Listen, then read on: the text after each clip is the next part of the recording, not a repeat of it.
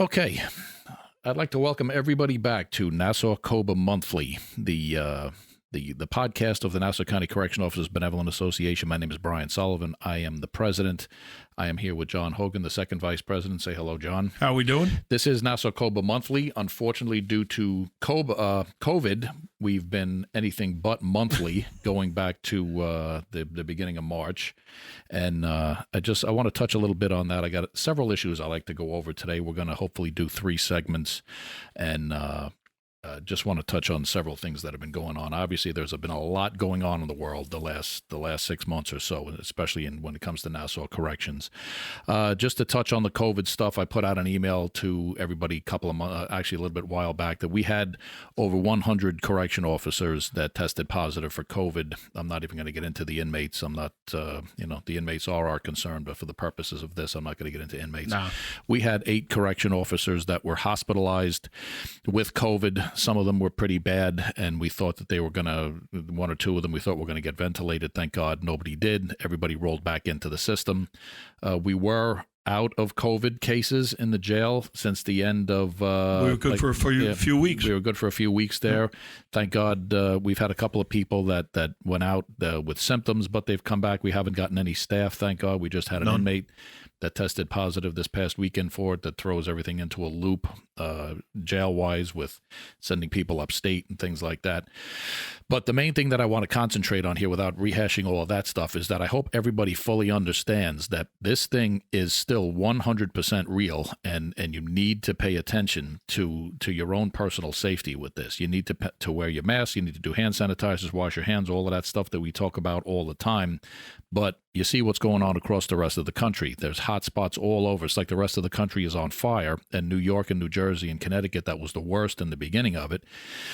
We're past it, but we can't look at this like it's going to be that we are past it. You know, this thing could turn around on us in a second. You get into the fall and everything else, and these things come back, and the flus come back, and people get loose, and you see everything going on in beaches and all this stuff. You have to be vigilant. You have to if it's not to take care of yourself, it's to take care of your family, your elders, all of that. I was talking before, I had a couple of family members that passed that were COVID related, and it's not something that you can take for granted. I know a lot of people on this job have had family members die. There's one poor girl, I'm not going to put her name out on Broadway. She lost several family members over the last couple of months, and it's just, people have to pay attention to the fact that this is real. It's not going away. We don't know about, vaccines or anything like that. So we're just going to have to pay attention to this. And who knows if there's going to be a vaccine? Who knows if people are going to want to take the vaccines? Because we have the whole anti-vaxxer thing out there. You know, definitely make you nervous. You're going to grow a knob out of your forehead or something if you take the vaccine. Some people would rather get COVID, God forbid. We definitely have to use everything at our disposal. We have a lot of tools. We have the sanitizers. We have the masks, gowns, face shields. All you have to do is ask. All you have to do is ask. There's tons of it there. We have plenty of stuff in the jail. We still have a supply in the union office that I'm kind of saving for a rainy day a little bit, but hopefully the rainy day doesn't come, but if it does, we want to be fully prepared. With that being said, I want to swing into the other major issue that's been going on over the last several months here. It's the civil unrest that's gone on in the streets. And my main objective as the president of the Correction Officers Benevolent Association is the health and welfare, well-being, and job security and health and all of that of Nassau County Correction Officers, you know, as an offshoot of law enforcement officers in this country, in this state. You all know that I've been very, very outspoken, especially over the last couple of years with this bail reform stuff, with the changeover in the mindset in the state Senate and the Assembly and the government that's running New York State, where when this COVID thing started, first responders, healthcare workers, cops, firemen, you know, I tried to get us out there as much as correction officers. We're going to stop and thank everybody at 7 o'clock at night and bang pots and pans and thank all the first responders. That changed real quick when this whole disaster, this mess happened in Minneapolis with the killing of George Floyd.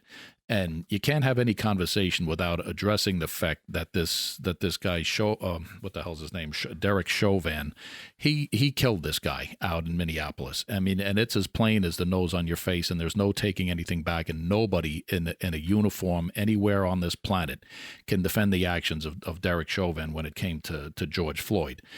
That triggered obviously a backlash across the country of rightful protests against what went on, and people that get out and speak. And then we've had things go on here in New York State, and all kinds of movements have started, and Black Lives Matter movement, and the Blue Lives Matter movement, and everybody else.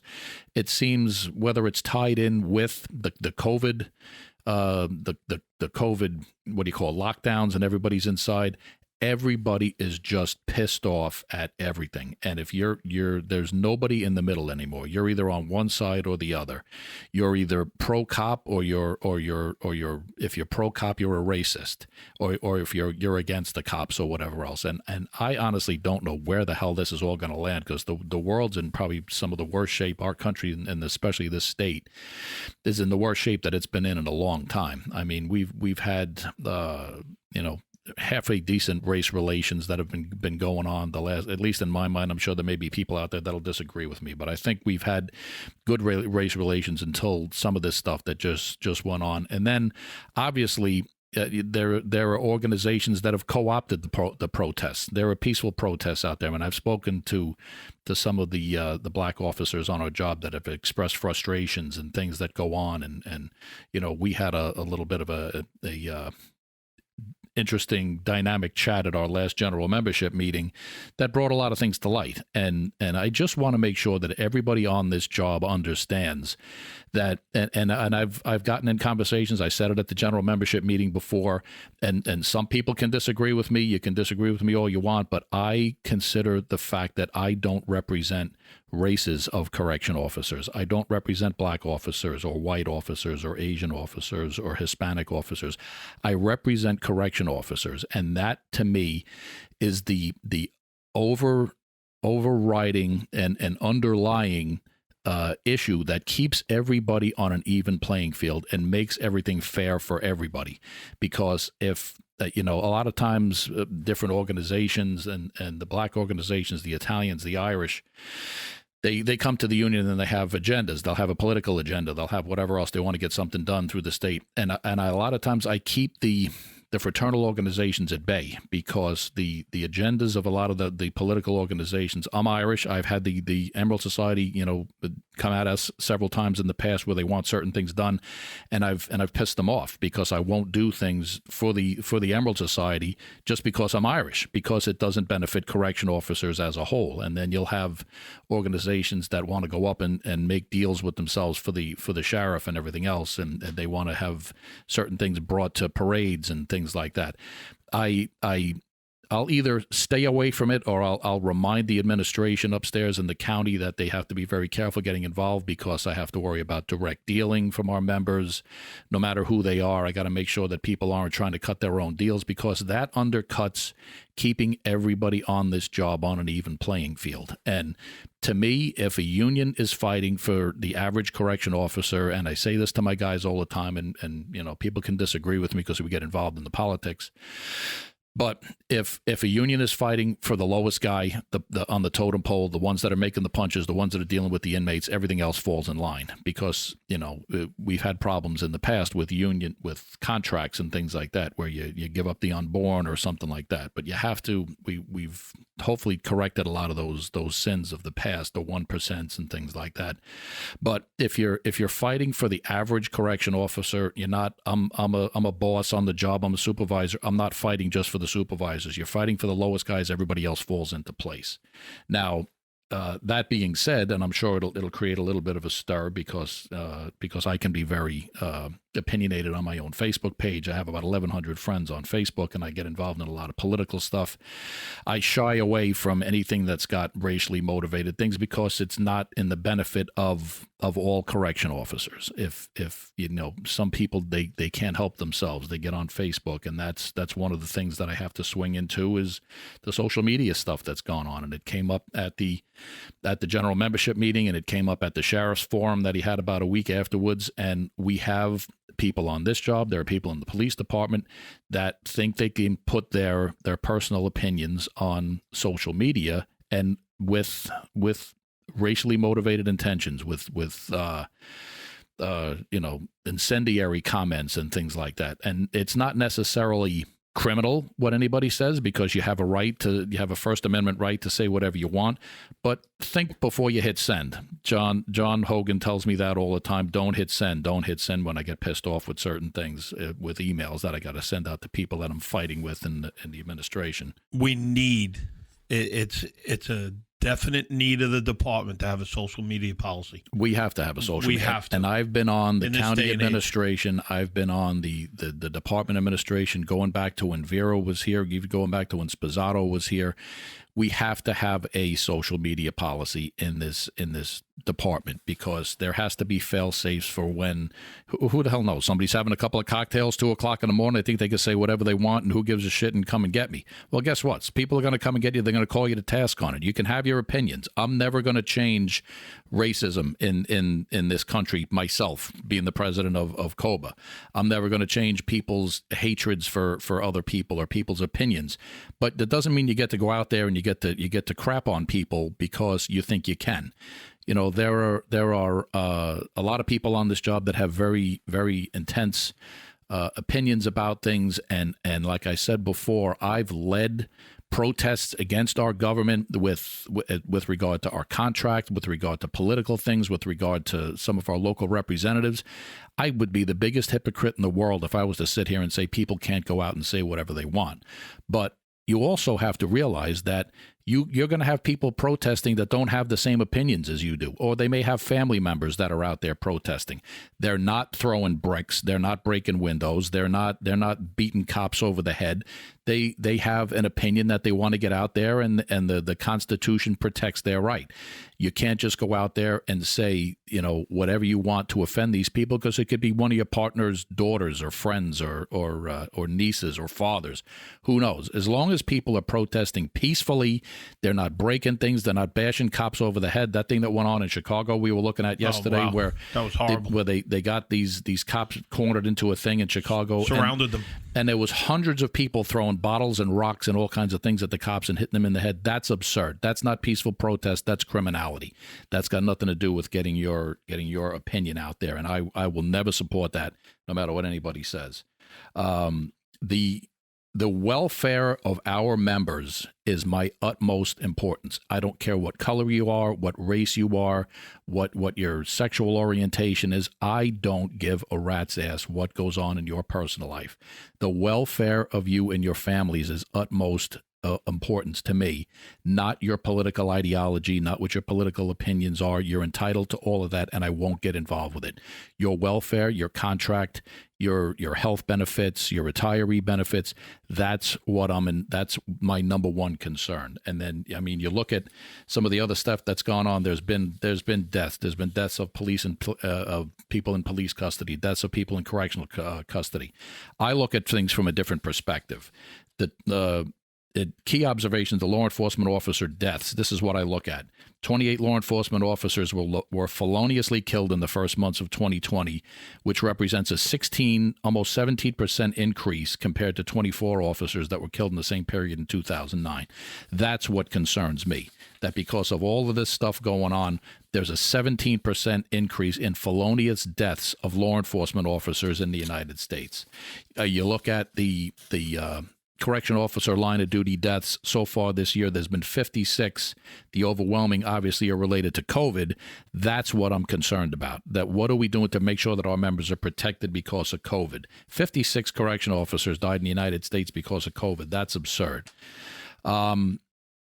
You go into some statistics from the American Correctional Officer Intelligence Network and different correctional officer organizations. There's nearly twice as many police officers in the nation as there are correction officers. There's 800,000 roughly police officers, 800,000 police officers, 415,000 correction officers. But on average, there are 130 police suicides every year compared to average 156 correction officer suicides. There's twice as many cops in this country, and correction officers have just as many more suicides. That doesn't include suicides that for officers that are retired or separated from service. USA Today reports that an estimated 103 suicides annually for other first responders, which includes firefighters, EMTs, all of that. 103 for all of those other first responders, and there's 156 just for correction officers. We have to witness assaults, rapes, homicides, riots, fires, medical emergencies, robberies, escapes, any other emergency, and we're not only the first responders in correctional facilities, we're the only responders. We have a 34% PTSD rate compared to 18% for police officers and 20% for returning war veterans. There's a 20% average PTSD rate for returning war veterans, and correction officers on average have a 34% PTSD rate. This is what I'm concerned about. There's an average of 11 correction officers that are killed in the line of duty each year. And to me, this is the stuff that needs to be addressed. There are so many other issues where a correction officer's average death date is on their 58th birthday. A correction officer will be seriously assaulted at least twice in a 20-year career. We live on average 18 months after retirement. We have a 39% higher suicide rate, like I said, higher divorce and substance abuse rates than anybody else. This is the stuff that we really, really need to be concerning ourselves with. Everybody's political ideologies can be compartmentalized into somewhere else. I don't want that brought into our environment where the message of protecting our officers is of paramount importance to all of us. We need to be backing each other up. We can't be shit-talking each other on Facebook. We can't be worried about, if people are going to respond to a body alarm because they don't know who they are. You never know. I tell this, and John can back me up on this. We go to every academy class, and I tell the people, look around the recruits, look around the room and see who's in there. You're going to get some best friends for life in this academy class if you stay on this job and you don't go somewhere else. There's going to be people in this place that you don't give a rat's ass about. You may never want to talk about them. You may think that they're assholes. You may not want to deal with them at all. But some of the people in that room may very well save your life someday in the environment that we work in. And everybody better get that through their heads, that the people on this job are the ones who are going to back you up. It's never going to be the department administration. It's certainly never going to be the county administration. Everything is about money with them. You have to look out for each other. We have to look out for each other. Put all of this other bullshit aside. If you have grievances, you come to the union. If you have racial issues that you want brought out, there is methods to go down that road with EEO and human rights and all that type of stuff. And I will guide you down all those roads if you need help in some issue that comes up. But always, always remember that when the shit hits the fan in the dorm, you want somebody to come and get you. And I don't care what color you are, what sex you are, what your politics are. If I'm in there, I'm coming for you. If I'm in the building as a body alarm, I'm responding to it. So is everybody else in the union. If you're in there, and you better be responding, and you better know that we back each other up, and that's it. I'm going to take a break now. We'll get into a second segment. This is Nassau COBA Monthly. I'm Brian Sullivan. Me and John will be right back. Helix & Gene is the #1 medical wellness company on Long Island. Their unique system was created by medical physicians, functioning medical practitioners, and spine stabilization specialists. Through proper scientific use of their in-house DNA technology and their #1 rated food sensitivity test, Helix & Gene is able to collect information from your body that will help you become your best self. Their emphasis is on your health. Weight loss is just a byproduct. The The most unique aspect of their program is their personal coaches. This separates them from any other program in the market. Helix and Jean clients are never alone. From the moment they decide to embark on their journey to the very end, the ongoing support and guidance clients receive from nutrition and fitness coaches is truly what helps them succeed. Our coaches are there to hold your hand until they feel that you are ready to sustain yourself. Unlike other programs, Helix and Jean clients learn how to sustain what the program has taught them. You can find out more about Helix and Jean by visiting www.helixandjean.com or calling 516-723-9854. That's www.helixandjean.com or 516-723-9854. All right, everybody, welcome back. This is Nassau COBA Monthly for the month of July. I'm the president of the Correctional Officers Benevolent Association of Nassau County, Brian Sullivan. I'm here with John Hogan. We're going to go into John Hogan, the second vice president of the union. I'm going to go into the second segment, which is basically to talk about what's going on in the jail right now. The consolidation, the shrinking of everything that's going on in our facility. And I have to remind everybody, because I know there's a lot of people pissed off about what's going on, about floors closing and buildings closing and things like that. Nobody on this job or anybody within the sound of my voice can say that they are surprised by what's going on in our facility right now. I've been talking about this for the better part of the last 3 years. Since bail reform actually became law? Since bail reform became a concept, and long before it actually even became a law to put in, we know that our inmate population has been shrinking here over the last several years. I say it all the time over the general course of my career here. Our inmate population should be anywhere from 1,400 to 1,700 or 1,800, depending on what's going on in the world. Right before I got back in the union in 2016, our inmate head count was probably around 1,200, 1,100, 1,200. Back because when I was when I was doing the paperwork and stuff, now when I was doing the use of force reports and I was doing that stuff and reviewing everybody's reports, I used to have to do the inmate count every day, and it was getting down right around the end. It was getting down to 1,100, something like that, and that was just from the arraignment courts and the judges and the politicians and all the crazies. Just saying, let everybody out. We don't want people in jail. And it was more of it. And how many times did I stand in front of the ledge and talking about it? Every year.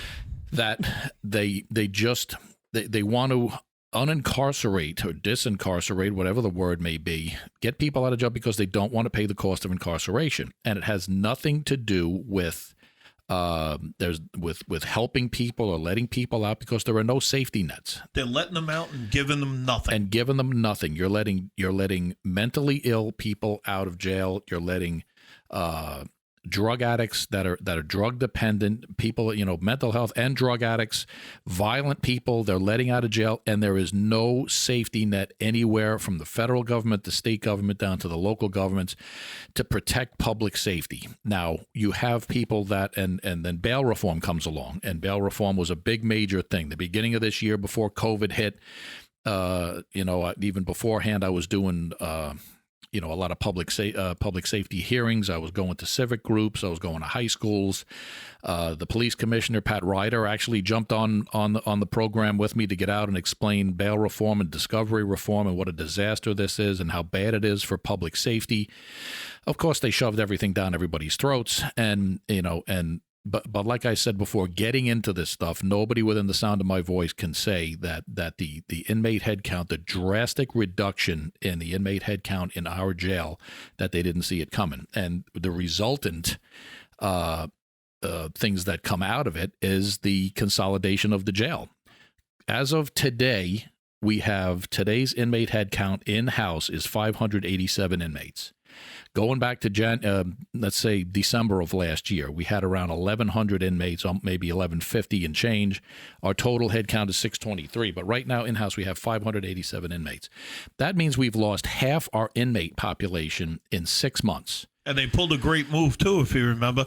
They let 200 out before January 1st. Right. There was even more than that. It was almost 300 because they knew I was going to be out there with a camera on January 2nd filming 300 inmates get let out of the jail. And they knew it because I got tipped off from people that the politicians were petrified that we were going to be standing out there with a video camera filming 300 people marching up Common Avenue. They'd like have a conga line walking down the block. Walking down the block, walking up to Hempstead Right past Turnpike. the high school. Right past the high school, right past the old age home that's next door. So what did they do for the last month and a half? They let them out in dribs and drabs. They let 300 inmates out. Then after that was all done, then COVID hits, and we let another 200 inmates out. Now COVID hits, they're not arresting anybody. Now you have all this civil unrest and all the nonsense that's going on in the world, and the cops aren't arresting anybody. Everybody's out there with a hands-off thing. We have arraignment court over in police headquarters that's going on right now. More than half the time, they're not bringing any remands back. Does anybody think that crime is not happening in Nassau County? That crime is not happening in New York City? Look at what's going on in the city in particular, and we border this city. The homicide rates are way up. The robbery rates are way up. The gun violence is way up. They disbanded the anti-crime unit in the city, and now you have all these leaders in the city, including leaders of black organizations, saying that you have to bring back the anti-crime unit because of all of these neighborhoods. The gun violence and the crime is gone way up, and people are getting killed left and right, while Mayor de Blasio had the nerve to go to that poor woman's house and stand on her front porch when the what was it, a year-old baby or 4-month-old baby, whatever it was sitting in I forget how I think a year-old was sitting at a barbecue and got shot in the stomach and gets killed from crossfire between gangs. And that son of a bitch goes and stands on this woman's porch, and we're going to find the people that did this. You did this, Bill. You and all these lunatics that put this bail reform in and all of these crazy laws, these anti-law enforcement laws, anti-law and order laws, I should say, that all they do is empower criminals. You see what's gone on in this. We've gotten so far from the broken windows policing in the city that took all the guns off the street. You had families walking around in Times Square.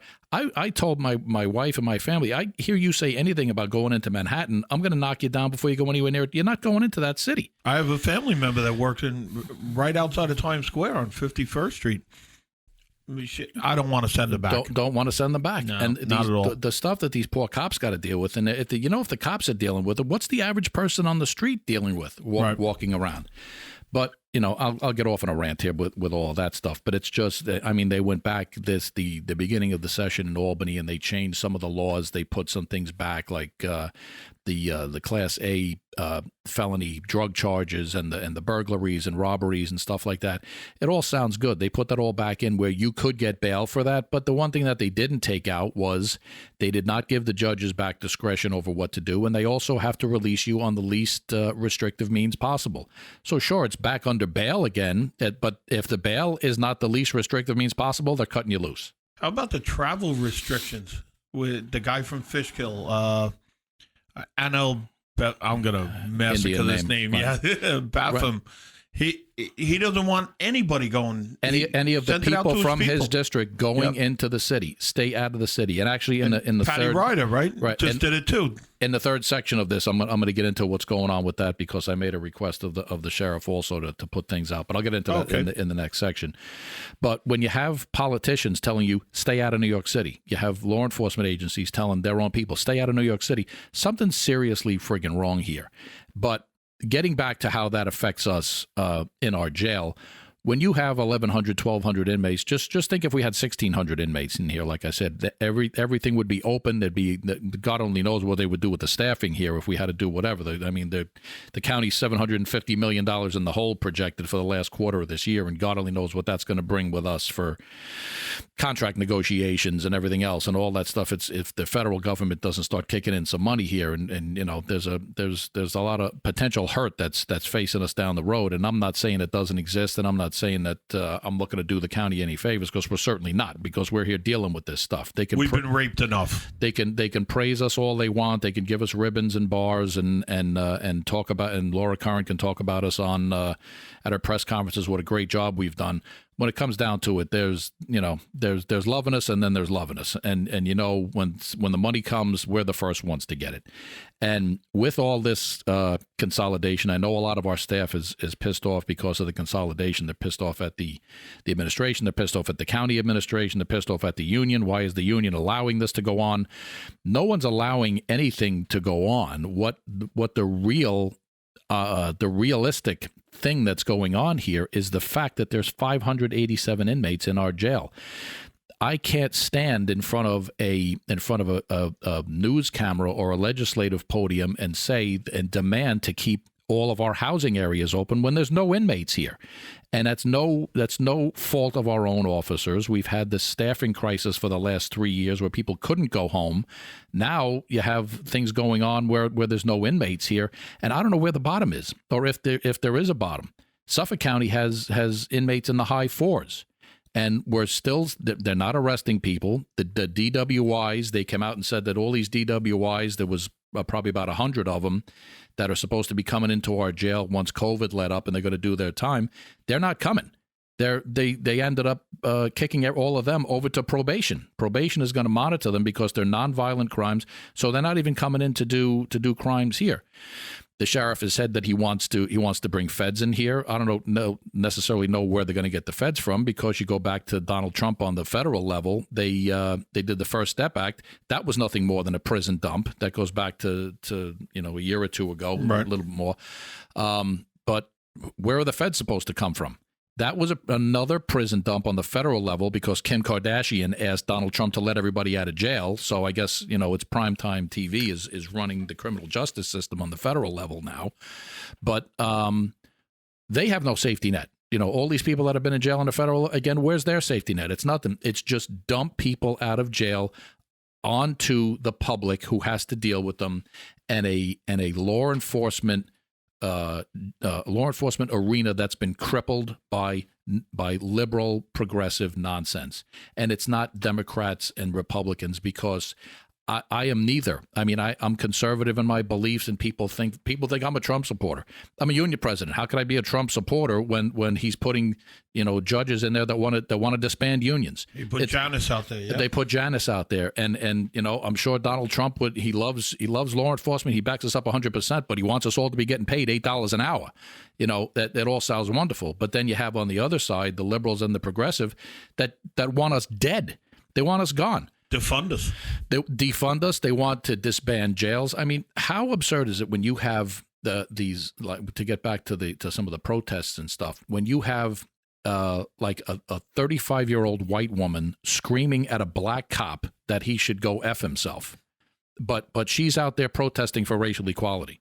I don't understand what's going on in the world. This poor guy standing there doing his job, and he's got to have some, what do they call them, Karens. He's got to have some Karen screaming in his face that he's a piece of shit because he's a cop. I mean, the guy's got a family to support, and you're going to get up and get in his face. But this is where I don't understand where this whole world is going to. I don't know where the bottom is going to be with letting everybody out of jail. Our inmate head count is half, like I said, that it was since January. Suffolk County's in the high 4s.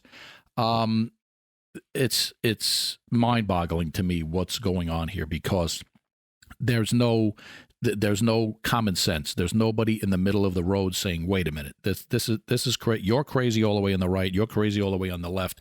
Everybody's afraid to say anything, because if you say one thing pro-police, you're a racist. If you say something, in support of Black Lives Matter, you hate the cops.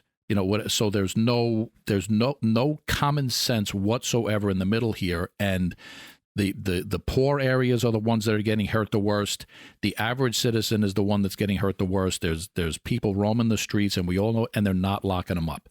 Where this ends, as far as the consolidation, we're going to fight on our end, because there's some issues here where I just cannot fight to keep areas open where there's a consolidation here. And no, I'm not in bed with the administration. I'm not helping them out money-wise. I just have no argument when there's no inmates here. But when you have security issues, those are the things that we're going to continue to fight for. Perimeter patrol. I know there was a perimeter patrol thing cut where we're constantly on the sheriff in the county to reinstate some of the perimeter patrol stuff, especially with all the things going on out in the street. Some of the areas in our facility, which I'm not going to say here on a public podcast, we got some Swiss cheese in our area, and things they need to be plugged with security personnel, and I'm going to continue to fight for that, and I'm hoping that the new administration is going to see our point in that. So, as far as moving forward, it's crazy. I got something that I want to talk about, going into the last statement of this, but I don't know if, John, did you want to add anything about the consolidation and things like that, the way the administration is running? I had some officers today. I was up checking one of the housing areas, and I heard from two different guys, we need Spazzato back here. Now, this is the same guy we wanted to. We're in this situation because of that guy. Right. This building is falling apart. He never put a dime into it. Communications lacking. How they can possibly say, and I laughed at him. I don't lose my cool too much, but I think I did today, and the guy's probably laughing when he hears this. But he cranked me up so much on, we should bring Spazzato back here. I told him if Spazzato was here January 1st, we all would have been in the garage. Yep, they would have closed B building January 1st, or at the as soon as bail reform happened, or when COVID hit. People have very, very short memories, and that comes with everything across the board. That's politics out of their minds. That's just it's you always blame the ones that are there, and the ones that are gone actually weren't as bad as you thought they were. But if you brought the other one back, you'd want them dead in 5 minutes. We dragged coffins up and down Common Avenue when Mike Spazzato was here because he was putting all of our lives in danger. And that is the guy that put this jail into the situation that it is and the condition that it is now, because he came to work every day with a red pen looking to cut something and didn't give a rat's ass about anybody's safety here or what went on. Then we went into Vera, and Vera did nothing for 2 years. And Vera, I did all of this stuff when we were campaigning. Vera gave our jobs away to the deputies, and we're still in court fighting over jobs because we couldn't get Vera to act on anything. Now we have a new administration of people that have run jails before and done everything else, and there's a lot of people are trying to get their feet wet as far as to how they're going to get along with them, because they're not used to people that know what they're talking about when it comes to corrections, and they're getting stepped on. I think if it was an elected sheriff and our current sheriff was an elected sheriff, he'd be a lot more like Toulon is in Suffolk County, who runs his own jail and does what he's got to do. But he's got pressure. He's consolidated everything out there. They kept things open. They're all in one jail now, right? Out in Yaphank? Yeah, to my knowledge, they are. But they've consolidated everything out there. I mean, there's 580 inmates in Suffolk County. They're not keeping all the two big jails open with all the floors open. It's just not happening. But so just stick with us with all this stuff, and I'm going to get into something at the end that I want to wrap it. Let's bring Spazzato will fix everything in this jail. Bring him back. God almighty help us. Brian Sullivan, Nassau COBA Monthly. Stick around. We'll be back in a couple of minutes. Helix & Jean is the #1 medical wellness company on Long Island. Their unique system was created by medical physicians, functioning medical practitioners, and spine stabilization specialists. Through proper scientific use of their in-house DNA technology and their #1 rated food sensitivity test, Helix & Jean is able to collect information from your body that will help you become your best self. Their emphasis is on your health.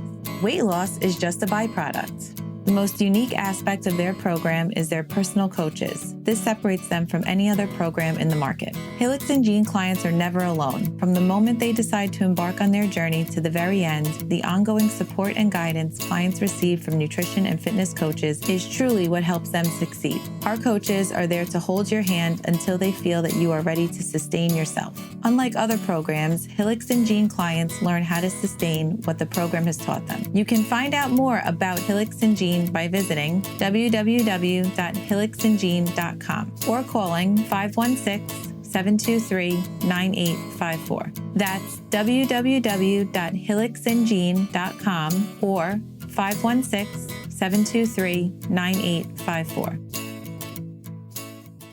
All right, everybody, welcome back. Brian Sullivan, President, Nassau County Correctional Officers Benevolent Association. This is Nassau COBA Monthly, July 2020. I'm here with John Hogan. Say hello again, John. How are we doing? This is our last segment for this installment, and I just wanted to touch on a couple of things. John, I think you brought in that, obviously the question is still there about the comp time and the longevity and stuff like that. That was stuff I was hearing this morning. The comp time, longevity, where we were. I really have a hard time with it because we send out emails, COBA Blast. We need you guys to read these emails. Read the COBA Blast. We're putting out more information than we've ever have before. Stay up to date. Right. If you got a question, call us. Definitely call us. Everybody's got our numbers. Our numbers are if you don't have our phone number, it's at the desk. Ask the guy right next to you what our numbers are. we're accessible 24 hours a day. Pretty much everybody is called. Both control desk, communications, everybody has all our numbers. You know where our office is if anybody wants to stop by, you have any questions. It just gets a little frustrating sometimes when people sometimes just want to stir the pot and just crank things up because you may be pissed off about something else, but then you want to go after the union or go after the administration or go after individuals or go after anybody.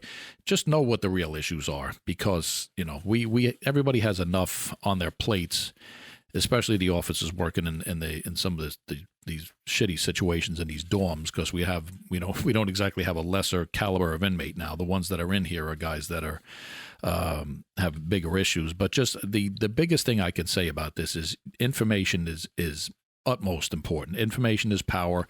Don't listen to rumors. God, there's so many rumors going around today. Today the rumors are just beyond belief, and some of the stuff that comes out. And if you're not taking the time to vet out rumors or to see what's really going on, you're doing yourself a disservice, because you need to know what's really going on. Don't listen to some nonsense that somebody stirred up, this, I heard it in the OM, all of that stuff, so it must be true.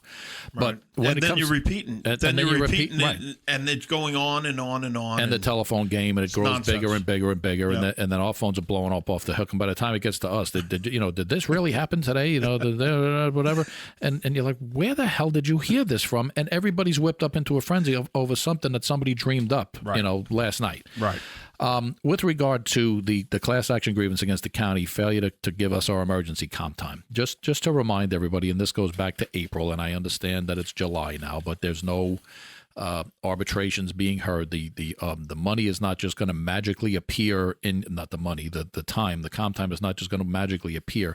We all know that the county is fighting on this issue. As you all know, Section 38-14 of our contract states any employee who is required to remain at work after the county executive or designated representative has dictated that extraordinary circumstances exist for that particular geographic region or location within Nassau County shall receive equivalent compensatory time off at straight time, hour for hour, as the employees who were sent home or directed not to work. For some reason, there are those that are under the impression that COBA did not intend to fight to have this clause in our contract enforced. If you review past emails, blah, blah, blah. I'm writing you an email and reading you an email now that actually goes back. To be clear, COBA has had numerous conversations and correspondence with the county as well as other bargaining units in Nassau regarding the comp time issue. We have demanded that we be compensated for what our contract directs. The county has wavered numerous times in their responses. At the same time, they directed other departments to keep records of this comp time in the chief payroll system, which is the police department and their civilians, and the in-time payroll system, which is most other county employees.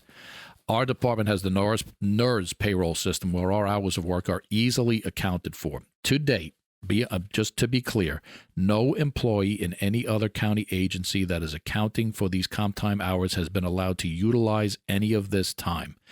What the county has repeatedly stated to us and other unions is that while they are accounting for this time, they have no intention of actually allowing any employees to utilize it because of what they claim is the fiscal impact it would have on the county.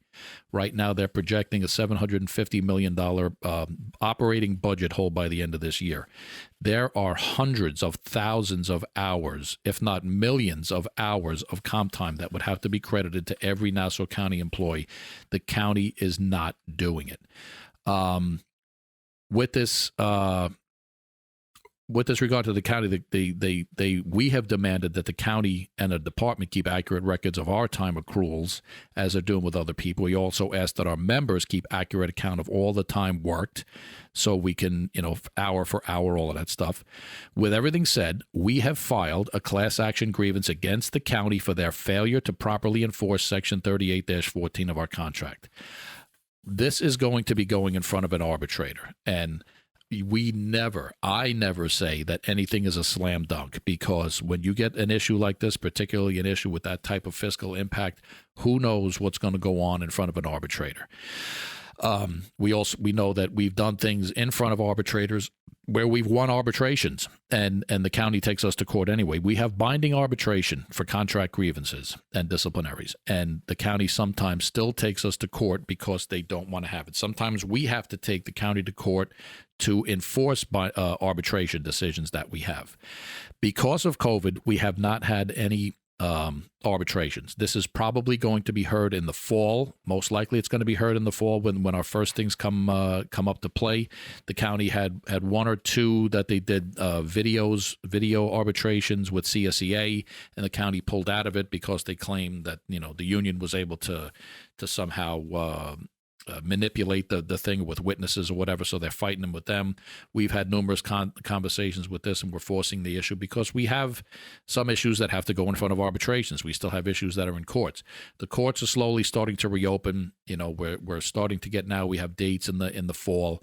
Nothing is changed with this. Everybody just make sure that you implicitly know we did not give anything away. We don't intend to give anything away. We don't intend to not fight this vigorously, but it's not going to just show up in your paycheck until we have the arbitration heard, and all of the lockdowns and the COVID stuff has been holding up the arbitrations. So everybody needs to just bear with us and understand this is not like the federal NIFA lawsuit, which the NIFA lawsuit, we're going to the U.S. Supreme Court about it. We're finally at the Supreme Court, and just so everybody knows, our attorneys are all working together preparing the briefs to go to submit to the U.S. Supreme Court. They may not hear it. If they don't hear it, we're done. If they do hear it, then there's other issues. I'll get into that down the road. But this issue with the comp time, it's not like it's going to last 10 years for that, because that one went back and forth between courts and federal courts and state courts, and it was a gigantic disaster. This is a local state issue, and hopefully we'll have this thing. I'm not going to say it's going to be wrapped up, because if we win, then the county's going to appeal it, whatever else. But it's an arbitration, and if an arbitrator rules, they'll do whatever. We could end up in court. We could not end up in court. We're probably looking at somewhere like a year down the road at least before we have any kind of a finalization of this comp time issue, unless the county comes to their senses and decides to credit us with that. But if you think that's going to happen, stand on your front lawn and wait for the unicorn to come down. Longevity, it's the same issue with longevity. We are in court with that. I believe that we're waiting on oral arguments with that, but they've been held up because of the COVID stuff. That's another local state issue that's going to go on. Laura Curran said she wanted a legal opinion on that from a judge. She got her legal opinion, didn't like it, and basically lied. Went to court and basically lied about it. So this is what business is. This is what union business is in Nassau County. You're dealing with people that change. Let's just say they change their minds when they don't like what they hear. With that being said, the crux of the final thing here is just to kind of wrap up a couple of issues with this stuff that's gone on in New York City, and the police commissioner of Nassau County, the police commissioner or whatever his title is in Westchester, issued directives that they don't want their people crossing over into New York City jurisdiction because of changes in the law with chokeholds and arrest procedures and things like that. That what police officers and correction officers and everybody else, the things that we've been trained to do as far as effectuating an arrest and getting someone into custody and cuffing them, if you do that in New York City now, you could actually be charged with a misdemeanor or a crime. So in the official conduct of your duties. Nassau County basically said that they don't want anybody going into New York City unless they have a supervisor. Westchester came out with a thing also. They don't want anybody conducting any. This was all publicized in the Post and in the Daily News. They don't want anybody in Westchester even chasing anybody into New York City because of the nonsense that's gone on with the way they've changed laws in the city. John said before that that councilman up in East Fishkill put out a general travel advisory to all the residents in Fishkill: stay the hell out of New York City because of all these hotspots and the fact that gun violence and murders and everything else have gone up exponentially. Do yourself a favor, keep yourself and your family out of New York City. It's incredible what's going on, and that they think it's okay in New York City for this stuff, and they stand there and ignore the fact that the city's on fire crime-wise, but don't want to pay attention to it because of whatever the political motivations may be. I have asked our sheriff to put something out, and to my understanding, he had already been working on it, to put some sort of a directive out for when our people have to cross the city lines for any reason. We have our transportation guys that go in to Rikers Island, go into different places. They go into Cadman Plaza in the city. We're going to need some sort of directive with this because, God forbid, somebody comes across a situation. There has to be direction out there to make sure that our guys and girls' asses aren't hanging in the breeze if they have to get involved in some situation. Lastly, to wrap this up, a lot of people, I've said, are pissed off. People are pissed off because, overtime is drying up. People are pissed off because buildings are closing. They're pissed off because of COVID. They're pissed off because of the crime stats. There's one common denominator here. And I don't care what your political ideologies are. That's your business. Everybody's entitled to it. The welfare of our members and the welfare of us as law enforcement officers is what's paramount to this union. And if you want to do something about this and you want to say you want something done, instead of just being on Facebook, throwing crap around or bullshitting with somebody out at a bar somewhere, or just complaining on a floor or whatever, you need to get involved. The 7 executive board members of this union or the 12 delegates of this union are not going to change the climate in New York State on our own. Neither are the boards of any of the police unions or any of their delegates. Collectively, what needs to happen here is there's an election coming up in November, and everybody knows there's an election coming up in November because that's a lot of what the motivations are behind Fox News and MSNBC killing each other, because they want to get Trump out, they want to get liberals out, they want to get this one out, they want to get that one out.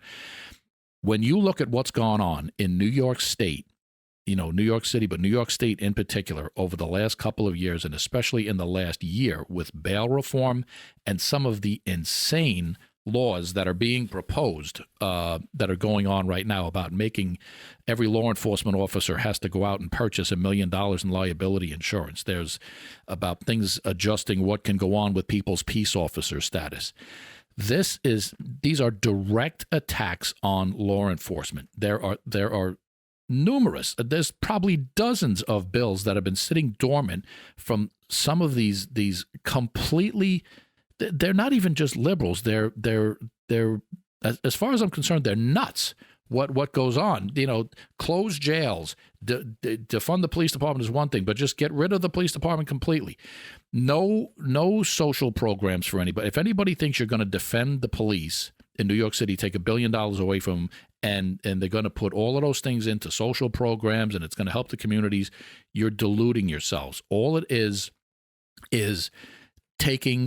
lowering the cost of government, and that's what's going on, and taking uniforms off the street, taking uniforms out of jail. People think that that there's some sort of a utopian thing that's going to be out there. You see the fruits of it already. The crime rates in New York City, even the crime rate in Nassau County, there was 3,500 people. There was an independent study came out in Nassau County, been arrested since January 1st of this year. 3,100 and change were released at court. And the other ones that are held, they're released shortly thereafter, and by the numbers in the jail.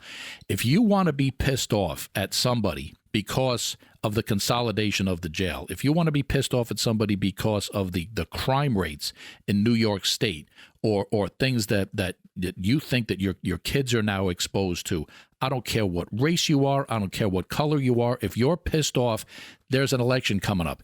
Get involved.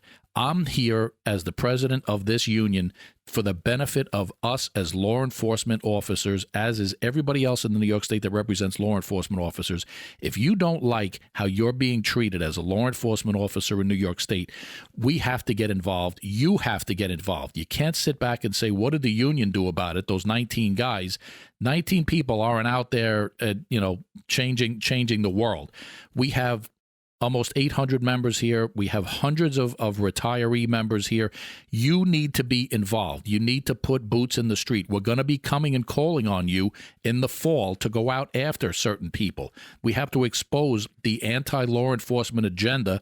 You need to be involved. You can't say, Everybody's got wives, everybody's got kids, everybody's got, oh, I can't do this today. I got my kid's game. I can't do that tomorrow. Bullshit. But you'll have plenty of time to sit on Facebook and talk shit about the union, talk shit about politics, talk shit about senators and assemblymen and all of this stuff, and Cuomo and the city and what assholes they all are.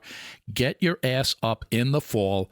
Support your union's agenda, which is the law enforcement agenda and protecting your job. Because if you don't get out there, you don't, as far as I'm concerned, you don't have a right to bitch. If you don't get out there and put your own boots on the street and help everybody to make a move and get rid of some of these people that want to see you gone, and that's as simple as it is.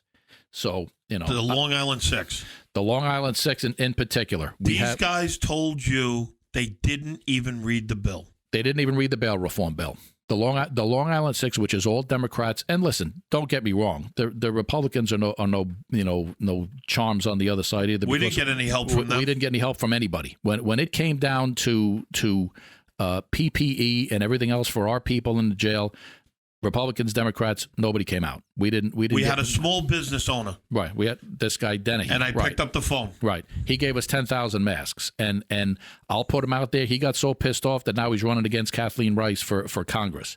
Whether he had an agenda to do that beforehand, I have no idea. But he came out and gave our members 10,000 masks when we got nothing from other people aside from different little groups and stuff on both sides of the aisle. On both sides. That's the whole thing. If you want to effectuate change in your life in this state, get out, get involved, and try to kick some of these people to the curb and put people in office that support law enforcement. And I don't care if they're Democrats or Republicans. They support law enforcement. They support our job, and they want to keep you safe. We're going to be coming out, hard in the next couple of months. I'm going to have a lot of information out, but you can't just sit by and let these people sit there and let them get away with it. We'll be at lineups. We'll be asking for help, and we'll be there on Monday, and we'll be asking for help on Saturday. Right. On your days off, where you gotta get up and give a couple hours. The strength is in numbers. It's not in bitching on Facebook or Twitter. The strength is in numbers and getting out and getting the message to your family, your friends, your kids, your parents of what's really going on in the world. And that's the long and the short of it. This is Brian Sullivan, President of Nassau County Correctional Officers Benevolent Association. This is wrapping up the July 2020 edition of Nassau COBA Monthly. I hope to see you back here in another month. James, thank you very much. Did a great job, pal. Thanks, John. I appreciate everything. We'll see you guys next time. Bye-bye.